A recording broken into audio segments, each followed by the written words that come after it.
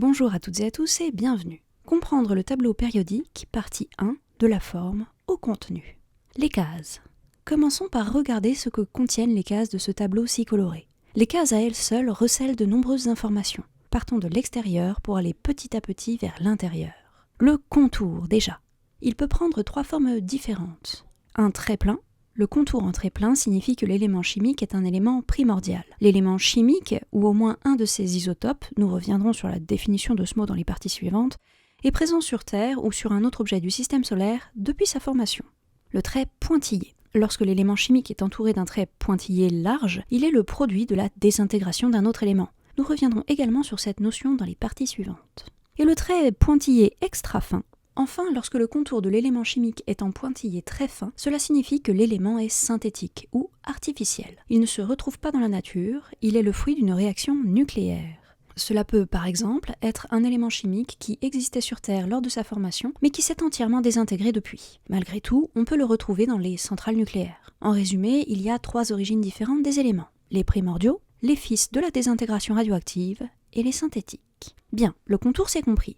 Quand on regarde tout le tableau, on se rend compte qu'il y a essentiellement des éléments primordiaux. Les éléments synthétiques sont majoritairement dans la dernière ligne et les éléments issus de la désintégration radioactive se répartissent globalement dans le bas du tableau. Nous aurons l'occasion d'en rediscuter. Ensuite, chaque case a une couleur. Les couleurs vont se diviser en 3 catégories principales. Les métaux. Les métaux ont des propriétés chimiques métalliques et leurs comportements sont proches. Ils ont une bonne conductivité thermique et électrique, ainsi qu'une densité généralement élevée. Les métalloïdes. Les propriétés physiques des métalloïdes sont souvent à l'intermédiaire entre celles des métaux et des non-métaux. Plutôt fragiles, ils sont de mauvais conducteurs thermiques et d'électricité. Les non-métaux.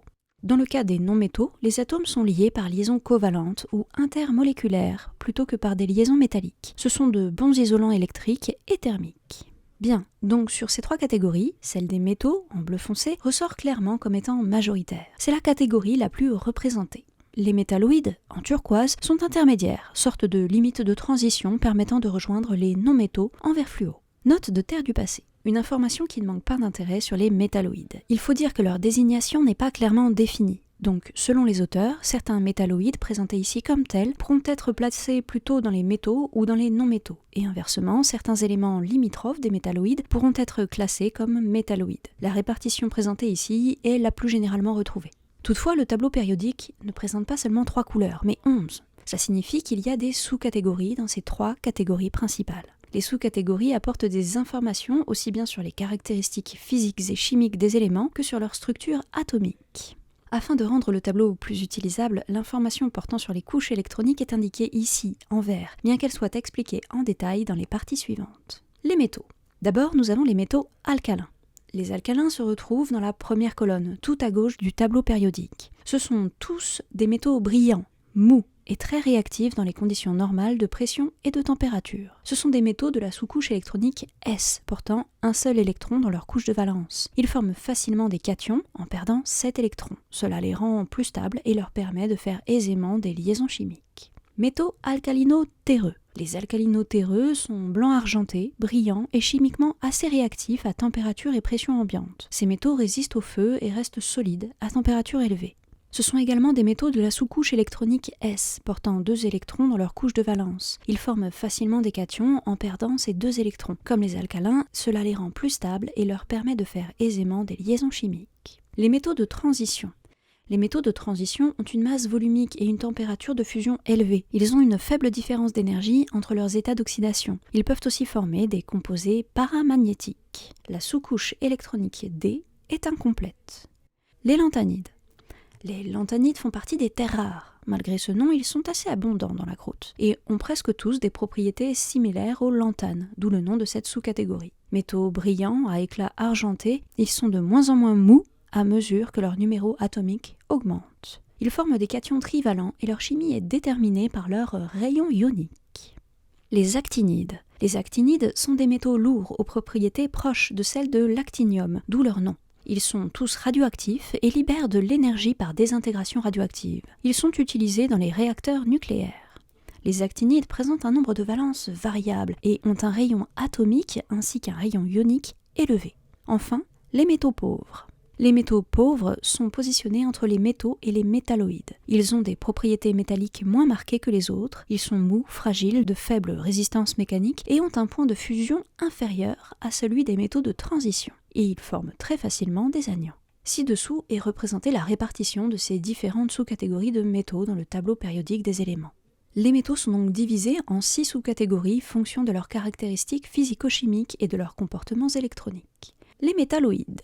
Les métalloïdes ne comprennent aucune sous-catégorie. Les non-métaux. Les non-métaux, quant à eux, présentent 4 sous-catégories. Les halogènes. Les halogènes sont très réactifs chimiquement. À 0 degré Celsius et à pression atmosphérique normale, leur état standard est gazeux et diatomique. Ils forment des anions très facilement, ce qui leur facilite la réalisation de liaisons chimiques. Les gaz rares, aussi appelés des gaz nobles, les gaz rares sont incolores, inodores et très peu réactifs chimiquement en raison de leur très grande stabilité. Leur température d'ébullition est très basse, toujours inférieure à 10 degrés Celsius. Leur couche de valence est saturée, ce qui explique leur faible réactivité chimique. Ils ne produisent pas de liaisons covalentes facilement. Autres éléments non métalliques. Les autres éléments non métalliques sont les constituants principaux de la matière vivante. Les éléments de cette catégorie sont ainsi souvent désignés sous le terme de CHNOPS, C-H-N-O-P-S, qui permet d'identifier tous les éléments indispensables à la vie, notamment dans la recherche d'exoplanètes. CHNOPS pour carbone, hydrogène, azote, oxygène, phosphore et soufre. Enfin, il y a les non classés. Très peu de choses sont connues sur ces éléments chimiques non classés, tous synthétiques, donc issus de la désintégration dans les usines et centrales nucléaires. Voilà pour les couleurs. Rien que sur le format du tableau périodique, sans parler du contenu des cases, il y a déjà beaucoup d'informations qui nous sont données. Ci-dessous, vous trouverez une petite synthèse de tout ce que nous venons de voir. À présent que nous savons identifier les catégories d'un premier regard, penchons-nous sur le contenu des cases. Merci à toutes et à tous et rendez-vous pour la partie 2 sur le tableau périodique des éléments chimiques.